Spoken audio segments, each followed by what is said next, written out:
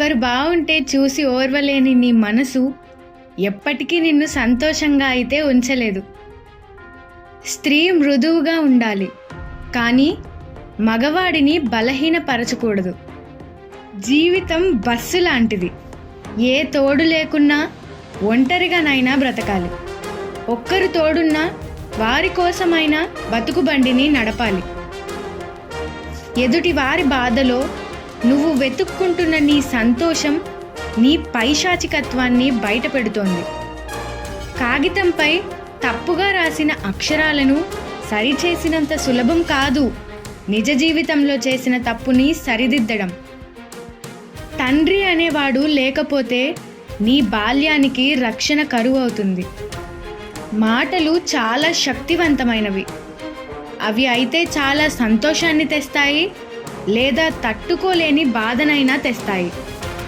నువ్వు ఒక్కసారి నీ జీవితం గురించి పునరాలోచిస్తే నువ్వు పడ్డ కష్టాలన్నీ నీకు అందంగా కనిపిస్తాయి. టైం తెల్లవారుజామున 3 అవుతుంది, అయినా అప్పటికీ నిద్ర పట్టలేదు అంటే అయితే నువ్వు కోల్పోయిన దాని గురించి బాధపడుతూ అయినా ఉండాలి, లేదంటే రేపటి నీ భవిష్యత్తు గురించి ఆలోచిస్తూ అయినా ఉండాలి. జీవితం జరిగే కొద్దీ చాలా భారంగా అవుతూ ఉంటుంది. మనకది బాధలు, నిరుత్సాహానికి గురి చేసే విషయాలు, చేరుకోలేని గమ్యాలను తీసుకువస్తూనే ఉంటుంది. ప్రతి ఒక్కరికి తీరని కోరికలు చాలా ఉంటాయి, కానీ ఎవరికి చెప్పుకోరు, ఆఖరికి తనకు తాను కూడా.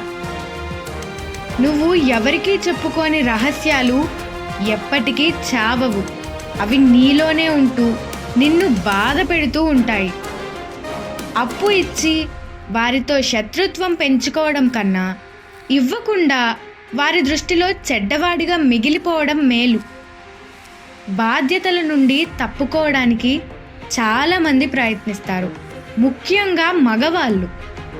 మాటలు అనేవి బలమైన భావోద్వేగాలను రేకెత్తించగలవు. ఎలా అంటే ఒక మగవాడు ఆడదాని మాటలకు ఎలా మారుతాడో అలా. ఒకరు వేరొకరి గురించి నీ దగ్గర చెడుగా చెబుతున్నారు అంటే నీ గురించి వేరొకరి దగ్గర చెడుగా చెప్పడని ఏమాత్రం అనుకోకు.